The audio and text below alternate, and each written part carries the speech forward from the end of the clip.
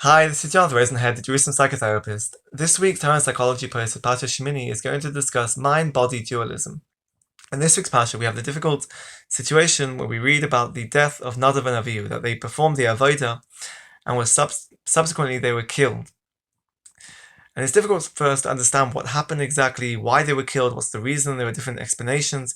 But I'll just take what the Pasuk brings immediately after the case of the situation of Nadav and Avihu's death, and look at one of the explanations in the Mefarshim. We'll try to take out a message from this, because the Pasuk says, after the death of Nadav and Avihu, the Kohanim are given a warning not to drink wine, to drink alcohol when performing the Avodah, and also not to drink wine or alcohol if they want to, in order to make legal decisions about the Mikdash, and also to make any practical halachic decisions or judgments. And I'd like to try to understand what is the significance of this warning. Because Rav Shimshon Raphael Hirsch points out, and he explains that we're not talking about complete drunkenness. We're actually, what we're talking about, we're discussing, is a suspicion of a lack of clarity, the clouding of the mind, where a person is not able to think clearly. And Rav Shimshon Raphael Hirsch explains that the mind is key to being able to interpret, understand, to draw accurate conclusions, and the person needs the mind in order to carry out the commandments of HaKadosh Baruch Hu, to perform the Avodah, to carry out the commandments of Hashem. You need to have clarity of mind.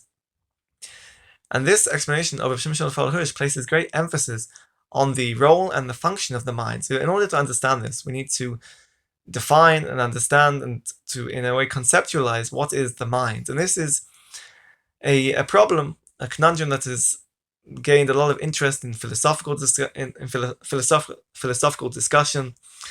to understand what is mind, what is consciousness. And a seminal understanding or explanation is that of Descartes, of the mind-body dualism, because he was bothered with this, the idea of the mind and body coexisting, of existing together as a single unit, as a single entity, as a unit, because he saw the mind as being something that was non-physical and non-spatial, whereas the body, in contrast, is physical and spatial and spatial.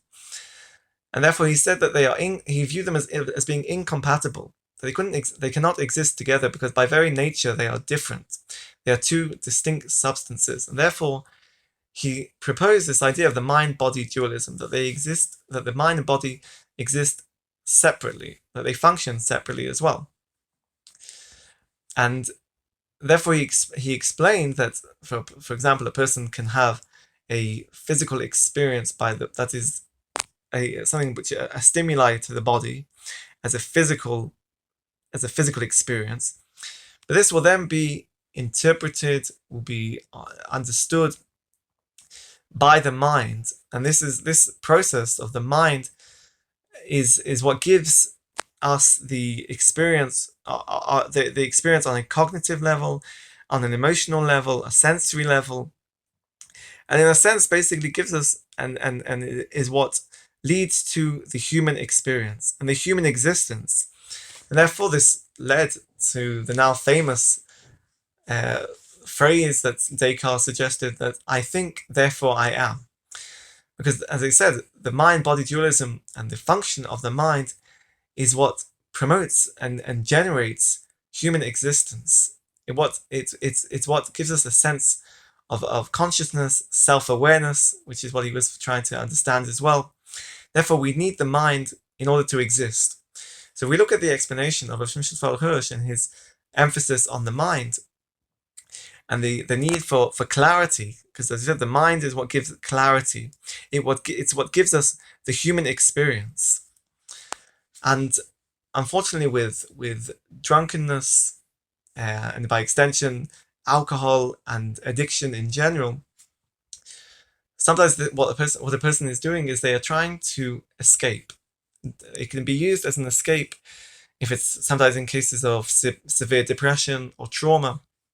The person does not want to feel, does not want to think. And as we said, in order to do this, you need to cut off. You need to shut down the mind, because based on mind-body dualism, you need the mind in order to have this human experience, to have this sense of self, a sense of self and the human experience, and that is what gives us the ability to think and to feel.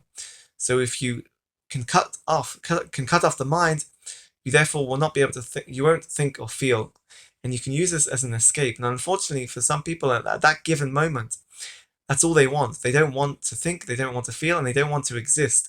As we said, based on the mind and the function of the mind in the mind-body dualism, and how it promotes a sense of human experience and a sense of existence. This is what happens if you shut off the mind through drunkenness, through alcohol, through addiction.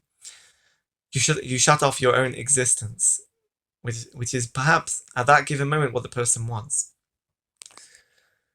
And if we look at the mind-body dualism, and we look at this warning of the Kohanim, they were told that they need to maintain the clarity of mind. They need to ensure that they keep the clarity of thought, and they maintain this substance of the mind, the functioning of the mind, as this is what gives them their existence. For the Kohanim, was through the avodah, through their mikdash, and the greater responsibility that they had, they needed to maintain this sense of human existence at all times, to maintain their status and their functioning as Kohanim and as human beings. They needed to maintain the clarity of them and the function of the mind. As without this, as we said, through mind-body dualism, without the function of the mind, a person ceases to exist. As we see with Nadav and Avihu, they did cease to exist. Have a great Shabbos and keep well.